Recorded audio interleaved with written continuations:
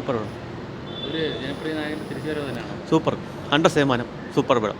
പടം കണ്ടു എന്ത് തോന്നി എടുത്തു പറയാനൊക്കെ? ഇതെന്ന് പറഞ്ഞാൽ നമ്മളെ ജീവിതത്തിൽ നടക്കണ 100% സൂപ്പർ എന്ന് പറഞ്ഞാൽ സൂപ്പർ പടം. ഇതിനെക്കാട്ടി ദിലീപ് അടുത്ത പടത്തിൽ തിരിച്ച് വരണം എന്നാണ് നമ്മളെ ഇത്. നല്ല പടം, ഫാമിലി പടമാണ്, കൊള്ളാം. എങ്ങനെയുണ്ട് എല്ലാവരും അഭിനയൊക്കെ? എല്ലാ ദിലീപിൻ്റെ അഭിനയം കൊള്ളാം. അതിൽ എല്ലാ ആർട്ടിസ്റ്റുകളെയും അഭിനയം ഒന്നിനൊന്ന് വെച്ചാണ്. ഒരു ഫാമിലി ഒരു ഒരു പഴയ കോമഡി ഇതൊക്കെ പാട്ട് കാര്യങ്ങളെല്ലാം ഉണ്ട്. ഉണ്ട് ഉണ്ട് കൊള്ളാം. കുഴപ്പമില്ല. നല്ല കഥയുണ്ട്, നല്ല സ്റ്റോറിയുണ്ട്, കാണേണ്ട അവിടെ തന്നെ.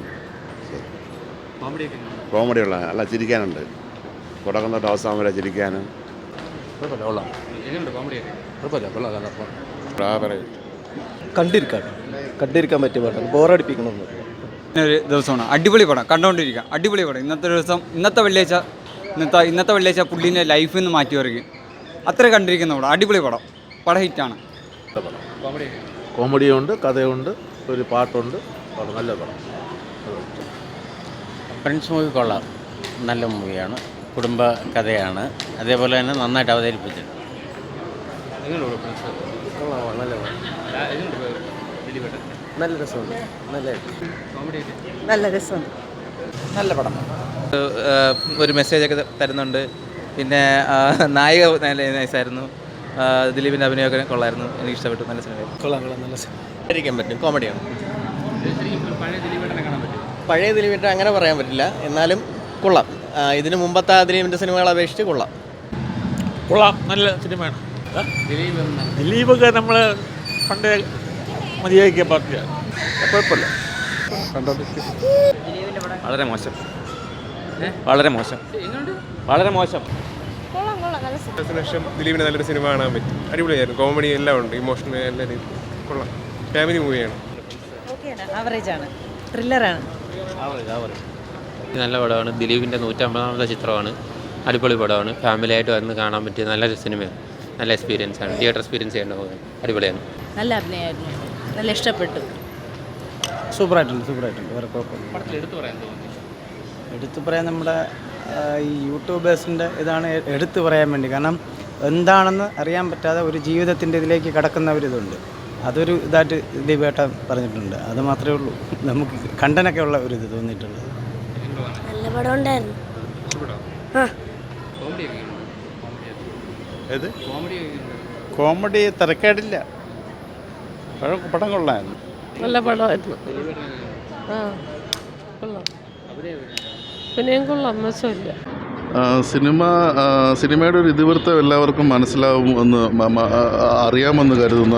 അതായത് വളരെ പ്രായമെത്തിയിട്ടും കല്യാണം നടക്കാതിരിക്കുന്ന ഒരു വ്യക്തിയാണ് ദിലീപ്.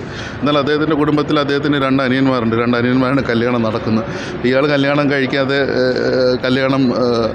കല്യാണ പ്രായമെത്തിയിട്ട് മാരേജ് ബ്യൂറോകളിലും അല്ലെങ്കിൽ മാട്രിമോണി ആപ്പുകളിലും രജിസ്റ്റർ ചെയ്തിട്ട് നിൽക്കുകയാണ്. പക്ഷേ എന്നിട്ടും നടക്കുന്നില്ല. അപ്പോൾ ഈ ഒരു അദ്ദേഹത്തിൻ്റെ ലൈഫിലൂടെയുള്ള ഒരു ജേണിയാണ്. അതായത് അൾട്ടിമേറ്റ്ലി ഇദ്ദേഹത്തിന് കല്യാണം നടക്കുമോ ഇല്ലയോ എന്നുള്ളൊരു കാര്യമാണ്. അപ്പോൾ സിനിമയുടെ ഫസ്റ്റ് ഹാഫിനെ കുറിച്ച് പറയുകയാണെങ്കിൽ എടുത്തു പറയാനായിട്ടുള്ള യാതൊരു ഹൈ മൊമെൻറ്റ്സും ഇല്ലാതെ കടന്നു പോവുകയാണ് സിനിമയുടെ ഫസ്റ്റ് ഹാഫ്.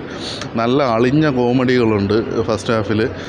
പക്ഷേ 1-2 അടുത്ത് അത് കണക്റ്റ് ആവുന്നുണ്ട്. പക്ഷേ അത് ഒഴിച്ചു കഴിഞ്ഞാൽ ഭയങ്കര ഒരു ഡിസ്കണക്റ്റ് ആയിരുന്നു. ഒരു തിയേറ്റർ റെസ്പോൺസ് പോലെ അങ്ങനെയായിരുന്നു.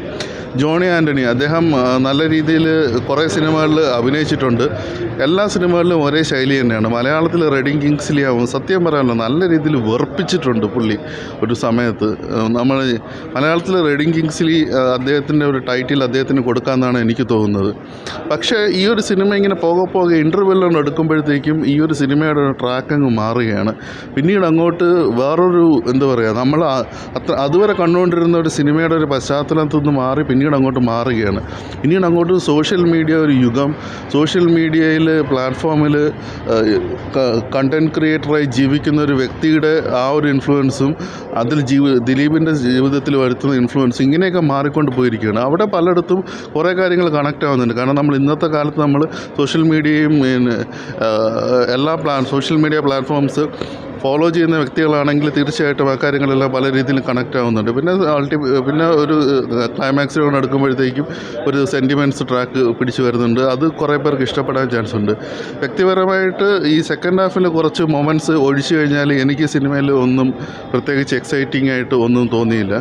പിന്നെ എടുത്തു പറയേണ്ട ഒരു കാര്യം എന്ന് വെച്ച് കഴിഞ്ഞാൽ ദിലീപിൻ്റെ സിനിമകളിൽ ഉദിത് നാരായണൻ അദ്ദേഹം ഒരു ലെജൻഡറി ആയിട്ടുള്ളൊരു സിംഗറാണെന്ന കാര്യത്തിൽ യാതൊരു തർക്കമില്ല.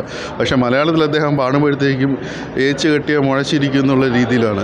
ഈ സിനിമയിലും അദ്ദേഹത്തിൻ്റെ ഒരു പാട്ടുണ്ട്. വളരെ അരോചകമായിട്ടാണ് അദ്ദേഹത്തിൻ്റെ മലയാളത്തിലുള്ള ഉച്ചാരണങ്ങൾ. അത് നമ്മൾ ഇതിനു മുമ്പേ കണ്ടിട്ടുണ്ട്. അത് പല വിമർശനങ്ങളുണ്ടായിട്ടും അത് ദിലീപിൻ്റെ നിർബന്ധമാണെന്ന് തോന്നുന്നു അദ്ദേഹത്തിൻ്റെ സിനിമകളിൽ ഒരു ഉദിത് നാരായണൻ സോങ് ഉണ്ടാവുക എന്നുള്ളത്. ഇങ്ങനെ ആകെ മൊത്തം ഒരു എന്താ പറയുക ഒരു എനിക്ക് ഞാൻ നേരത്തെ സൂചിപ്പിച്ച പോലെ വലിയ എക്സൈറ്റിംഗ് ആയിട്ടുള്ള ഒരു സിനിമയായിട്ട് എനിക്കിത് തോന്നിയില്ല. ജസ്റ്റ് ഒരു ആവറേജ് അനുഭവം മാത്രമായിരുന്നു എനിക്ക് ഈ സിനിമയ്ക്ക് നിന്ന് കിട്ടിയത്.